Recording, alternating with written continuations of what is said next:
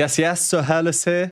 Today we have a huge name, Elvis Presley, and this is his performance, If I Can Dream, from the 1968 comeback special. I've not seen the special, and I didn't really know too much about Elvis, and I probably still don't, until I watched the film with Austin Butler as Elvis from 2022. So if you're wondering where I'm at with Elvis, that's about it. I watched the film when it first came out. That would have been about 3.5 years ago, right now at the time of recording, which means I think it's safe to say that overall, I probably don't really remember this song. I may, of course, recognize parts of it. I can kind of remember seeing it with Elvis dressed in white with the huge big Elvis sign in red behind him. So yeah, I think it will be cool in a weird way to revisit this, but this time watching the very iconic, so I'm told, original performance.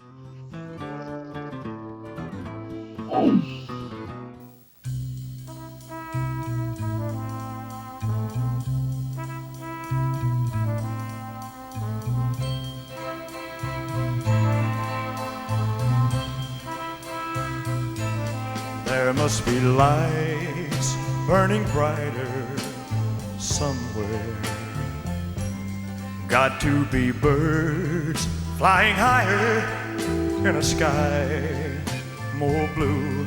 If I can dream of a better land where all my brothers walk hand in hand, tell me why, oh why, oh why can't my dream come true?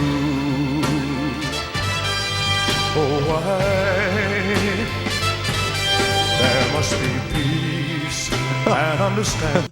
I love what they did there in the music, building suspense and tension at, I guess that's the end of the first verse. Really subtle. Obviously, Elvis, of course, is the main part here. Absolutely monumental in this performance, of course. But I want to quickly point out what we just heard in the harmony there. The chords underneath to build tension. Actually, I think, let's just go over the aesthetic first. I mean, oh, that's a bit blurry. Brothers walk. I just have to mention it. It's so cool. He was so cool. Just look at this. This is an image that you see and you will just remember. It will just be a reference point forever in your brain. So simple, but so effective. I just want to touch on a couple of things. If this is your first time on the channel, this is where we do a quick pause, go over a few of the points that I find most interesting with the music, and then we carry on with the song. New artists to the channel, copyright could be an absolute pain, so it's better to be safe than sorry. So the opening.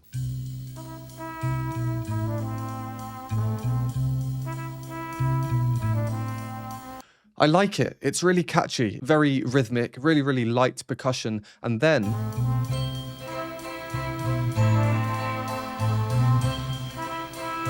we get the very magical twinkly sounds at the top, which in a way, at least I think, kind of alleviate any, I don't know, serious undertones that we might be thinking coming into this. Those little twinkles that we're hearing in the light percussion, they're not exactly dark or heavy sounding, are they? Especially when we're considering the brass that we're hearing.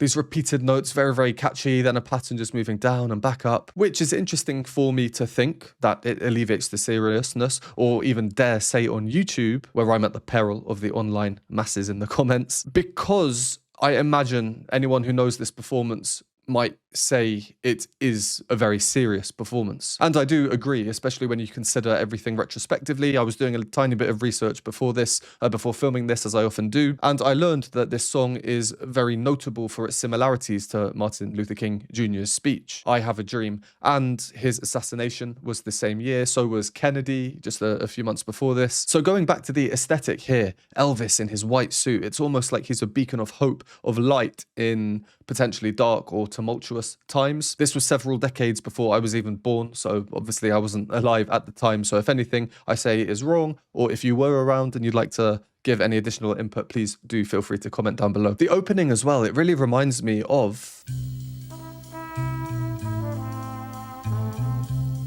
Hallelujah. Of course, If I Can Dream came many years before Hallelujah. Let's carry on with the song, and then maybe a bit later I can touch a bit more on Elvis and his singing. I did mention where we paused just at the end of the first verse that I wanted to go over how the song has really built tension or suspense. So I'll play from here and I'll show you why. Where all my brothers walk hand in hand, tell me why, oh why, oh why. So he's going, oh why. like up there, and we might expect it to go.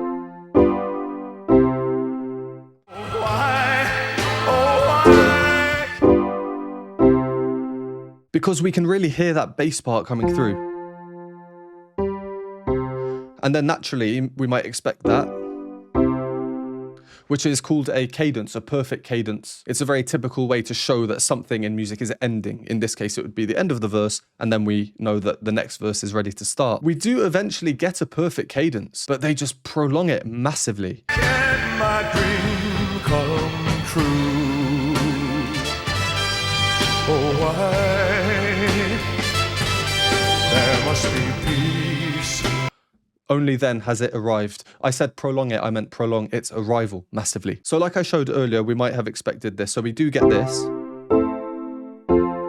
And then I said we could expect it to go. And now you're back in the second verse. What they do. And then it's from this point where they move to here. And then back, which you'll notice is the starting point. But then no, they keep going. And they move again to here. And then again to here, and then finally. You might not agree with me, and you might think that this sounds to be expected. And tell me why, oh why can't my dream come true? I don't think that was to be expected. Now I've heard it, it sounds a bit more natural, and it's really nice how his melody is just falling down, a lovely falling pattern. But yeah, for me anyway, that was a nice surprise. We're in the second verse, let's carry on. There must be peace and understanding sometimes. Strong wind of promise that will blow away all the doubt and fear. If I can dream of a warmer sun where hope keeps shining, oh everyone, tell me why, oh why, oh why won't that sun appear?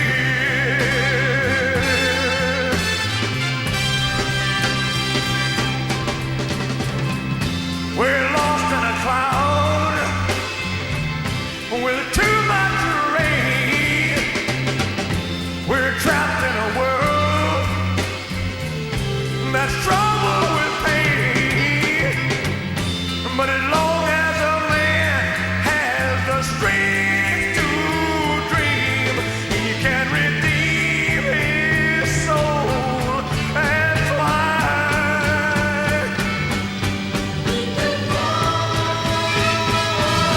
Deep in my heart, there's a tremble. There is a very little cheeky key change. Now we're here, before we were here, so we've moved just up there. Which means we've moved up, which means Elvis is now going to need to sing a little bit higher. I mean, what a performer, what a performer. He is really giving it his all. It's one of those performances where you watch and you almost wince or you just go, oh, because there's just so much to it. So much emotion in the performance. I'm looking at his hand holding that microphone and it's like the microphone's going to snap in half.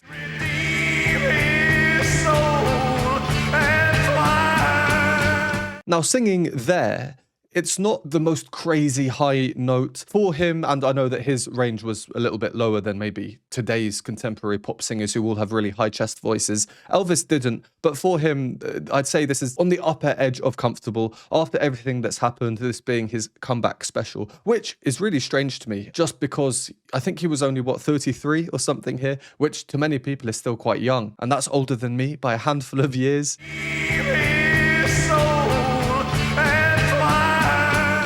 This is where I just begin to doubt myself, and that's something from the experience I have of Elvis when I've seen him or heard him before, what he can do with his voice and just his charisma and his stage presence. You don't know, like this grit coming through in his sound. You don't know, is that pain? Is he doing that on purpose? Is he actually struggling? I'm not even going to guess because whatever I do guess will be wrong. My actual guess is, I don't know, this is like 15-20% strain, 80% just showmanship, just getting into the performance. Just a very charismatic showman as well. And I do know again from my research before that he was really passionate about this song. Other people said this isn't the song for Elvis to do, and he said, no, let me try it. So he's putting his heart and soul into this. And there's this part which I do remember distinctly from the film. Let's just listen again, because so far it's my favorite part of the song.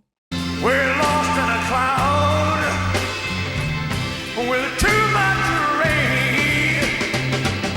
The iconic voice of his. Here, in that phrasing we've just heard, there's not much of that vibrato. Elvis, so famous for his super quick vibrato. Now, I'm going to show you a clip from the 2022 movie of what we just saw there. I think it's remarkable how good it is, how close to reality or truth it is. We're lost in a cloud with too much rain. We're lost in a cloud with too much rain. I think that's really cool, and the movie would have been a way for a lot of people, such as myself, to at least get some insight into Elvis's life. So when they're replicating it like that, I think it's useful. I don't think anyone can really argue otherwise. And that is why I did this quick movie reference. I know there'll be people in the comments saying stuff like, "How dare you compare this movie to the real Elvis?" People get really passionate about this stuff. But yeah, like I said, that's the only exposure I had to this before now. So that's why I'm showing you. As we saw there, Austin Butler, who plays Elvis, is a bit more animated, which is weird to say because I feel like Elvis is animated. We're trapped in a world. I know he was when he was younger, especially, but in this particular performance, when he started, I was really taken aback by this because I saw this and I was thinking, oh, he's stationary. I saw his little right leg tweak just a little bit. Just there. But then when he starts singing, he starts doing these not massively overstated movements, but movements nonetheless. And that's part of his charm and his charisma. On to his singing. I can go to any moment in the song. Let's just randomly go to here. Sometimes strong wind of promise that will blow away.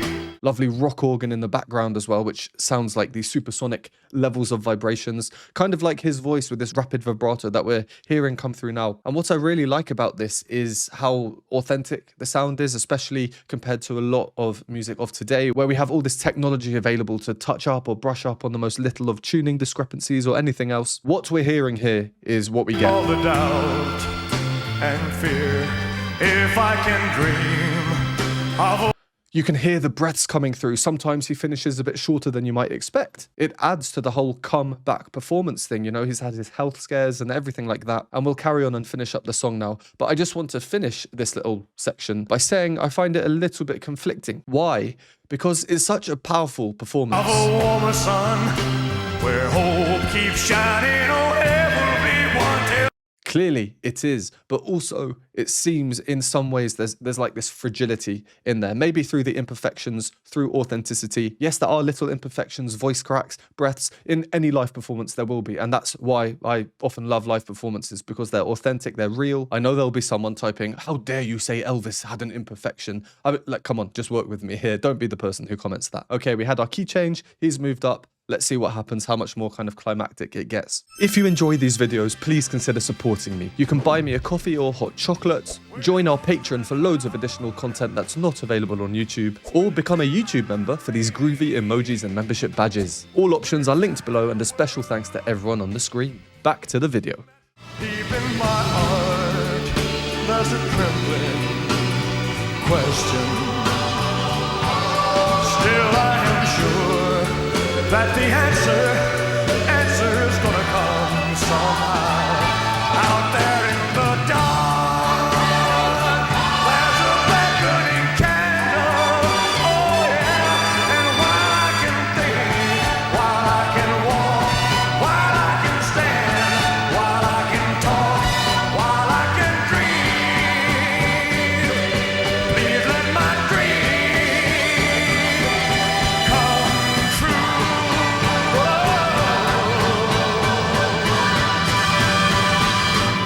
Right now, oh, let it come true right now.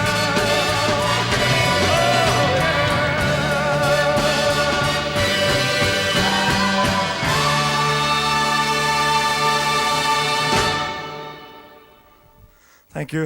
Good night. Oh wow, I really like that. Thank you. Good night. Again, it's just so authentic.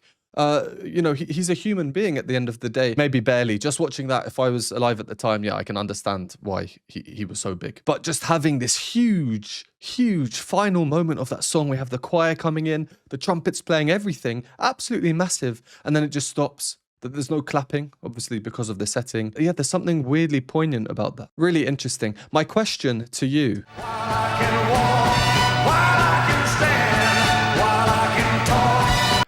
This arm movement up and down, was that one of the kind of the more iconic things about this performance? Was that something that he often did? Watching it right now. While I can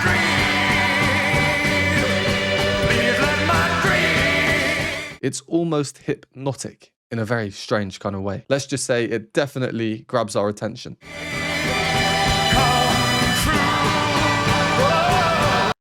And what I mentioned earlier about this prolonging of the final cadence, signifying the end of the verse or something, they're doing it here as well. We can hear in the bass the same note being repeated.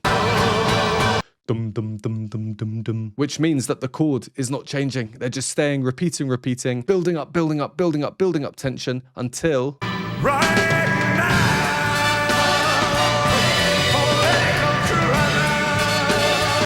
and then they repeat the same couple of chords whilst Elvis finishes up, I suppose. Well, what can I say? That was really cool to see. I just know kind of objectively that this performance would have just been a different sort of experience for anyone who was there alive at the time watching this on TV. You know, the big comeback special of Elvis, probably quite different from today watching it in 2026, but really cool nonetheless. Again, just such an iconic image. And, oh, what was that voice crack? And it's really making me want to rewatch the film because I'm sure there's just so much that I've forgotten about it. So if you made it this far, thank you very much. Let me know your thoughts on this performance. Was it his best performance? If not, which ones did you prefer? And if you don't want to write any words but want to help the algorithm by commenting on this video, then let's go with an emoji. Today's emoji will be the little guy dancing, just because I guess he kind of looks like Elvis in this. So I hope to read some of those comments and see those emojis. Thank you once again, and I'll see you in the next one.